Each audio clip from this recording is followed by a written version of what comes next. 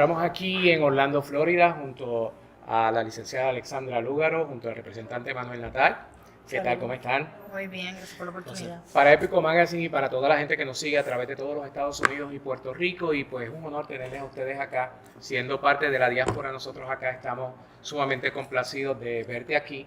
No te pudimos ver durante el tiempo eleccionario, aunque sé que viniste hablando en alguna Estuve ocasión. aquí en Barry University hablando. Correcto. Y pues en este tiempo tan difícil para Puerto Rico, tenerles a ustedes dos aquí, para nosotros es un honor y un privilegio y poder hablar acerca de las cosas de Puerto Rico. Hemos estado trabajando junto al grupo Boricuas Unidos por Puerto Rico, eso surgió en 24 horas y se ha logrado muchísima ayuda de la diáspora en todos los estados. Y de hecho en muchos estados todavía hay contenedores sin poder salir, sencillamente porque una vez que se colectan la gente no sabe qué vamos a hacer, cómo vamos a hacer llegar esta ayuda, y es algo con lo que estamos nosotros resolviendo acá y tratando de ver cómo podemos ayudar. Pero pienso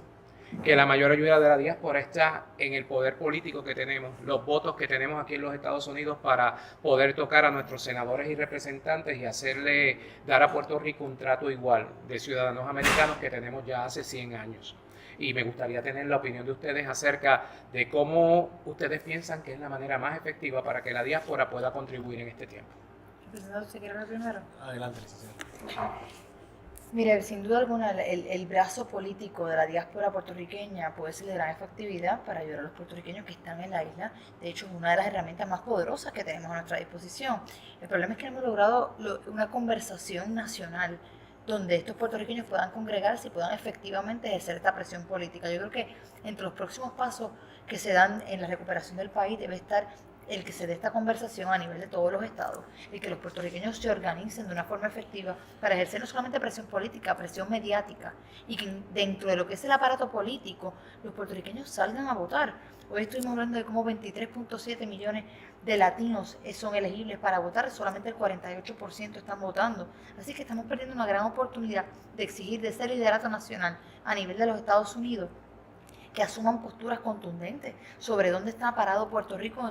en su esquema de prioridades. Así que yo creo que una de las cosas principales va a ser comenzar a estructurar a todos estos puertorriqueños, hacer una congregación nacional, una concentración nacional ante todos los medios de comunicación del mundo, donde los puertorriqueños no solamente eduquen al resto de los Estados Unidos sobre nuestra condición, correcto, que muchos de ellos no saben que somos ciudadanos americanos, no saben que estamos sujetos a leyes de cabotaje, no saben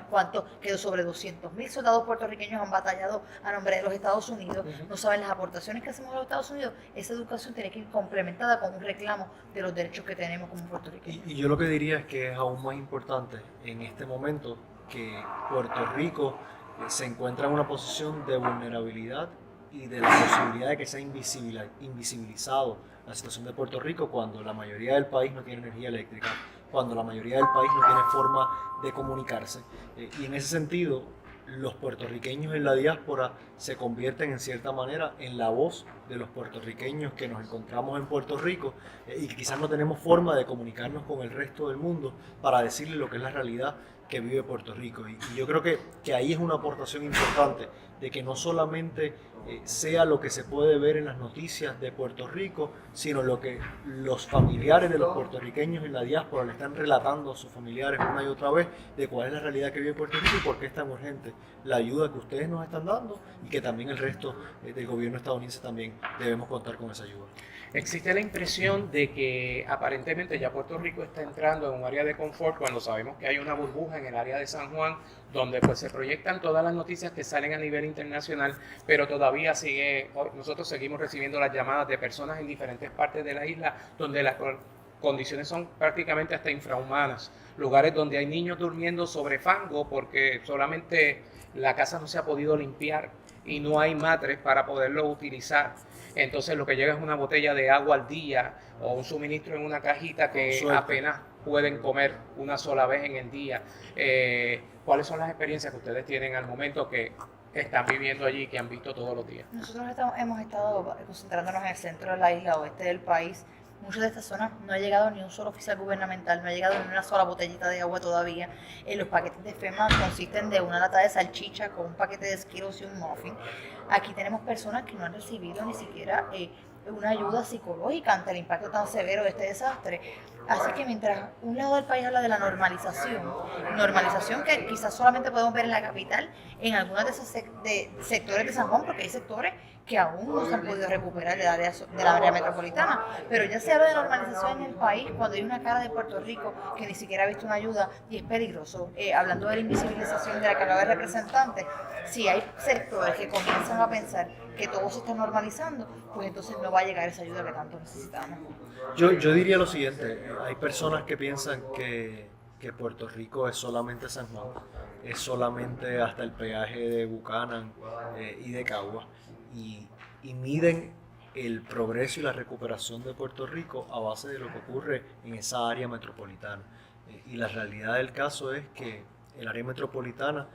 y sí hay necesidad, pero es un área privilegiada. Es un área privilegiada porque geográficamente está más cercana a donde está llegando la ayuda y es más fácil que llamen ¿verdad? a un centro de envejecientes en Guaynabo que de momento necesita agua y cualquiera de los que vivimos en área metropolitana está el agua accesible, podemos ir a llevarla. No es lo mismo cuando la ayuda tiene que llegar a Barranquitas, a Ciales, a Utuado, a Morovis,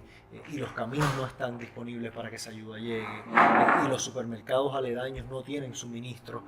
y eso es lo que estamos viendo, que mientras más uno se aleja de esa área metropolitana, más es la necesidad, más es la urgencia y lamentablemente no está llegando esa ayuda y las historias son de terror en algunos casos. Nosotros, ¿verdad? Hemos visto de personas que hemos ido un día a identificar las necesidades de esa comunidad y al otro día cuando regresamos esa persona falleció. Hemos visto casos de personas que lo han perdido todo y están familias completas de 10 y 12 personas viviendo en un cuarto de quizás 6 por 8 pies, una cosa que uno dice, pero ven acá, ¿cómo es posible que aquí vivan tanta gente y están haciendo de tripas corazones y es lo único que les queda? Y lo más difícil para nosotros aceptar es quizás la falta de esperanza y de certeza que tiene esa gente en cuanto a cuándo y cómo va a llegar la ayuda. Y uno le pregunta, ¿qué usted espera? ¿Qué va a pasar? ¿Usted cree que usted pueda reconstruir esta casa solo? Y te lo dicen personas que perdieron sus empleos, personas mayores que muchos de ellos viven quizás de la ayuda que reciben del gobierno, que no reciben ninguno seguro social. Había uno que recibía $150 de seguro social mensual y con eso él iba a ver cómo iba a reconstruir su casa, que todos los días, a pesar de que está sin techo, todos los días sacaba la escoba para limpiarla y si llovía la secaba de nuevo porque él tenía la esperanza que ese iba a ser el día que iba a llegar el toldo o la ayuda. Así que yo creo que hay una urgencia que es importante que ustedes nos ayuden a comunicar al resto de los puertorriqueños en los Estados Unidos y a toda persona que sienta solidaridad con el pueblo puertorriqueño en este momento de necesidad. Es obvio que Puerto Rico no estaba preparado, nadie estaba preparado, yo creo que ni los Estados Unidos ha estado preparado para ver un lugar donde el desastre ocupa todo el litoral. Porque si pudiéramos hablar de Katrina, pues Katrina sí afectó un área de Luisiana, pero habían áreas donde habían comunicaciones, había energía eléctrica, podía venir ayuda a poca distancia, pero estar en un lugar donde el 100 por 35 por completo están destruidos sus comunicaciones, sus medios de transportación, carreteras completas destruidas y no haber acceso, yo creo que ni Ricardo Rosselló ni el gobierno podía estar preparado para eso, ni los Estados Unidos supieron inicialmente en la primera semana y yo creo que todavía hoy no saben cómo manejarlo. Y yo diría lo siguiente, va a haber tiempo para pasar juicios sobre todo lo que se pudo haber hecho antes del paso del huracán.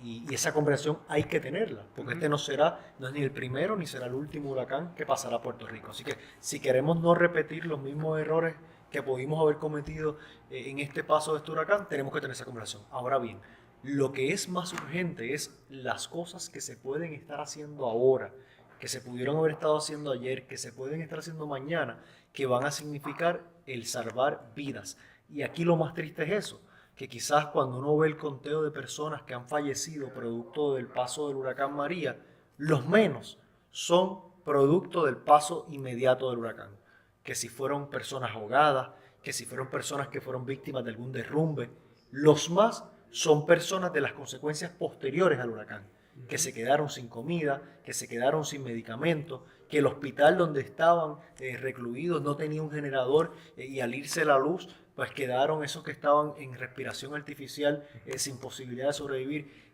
Y ese es el reloj que está contando todos los días y que yo creo que es más urgente.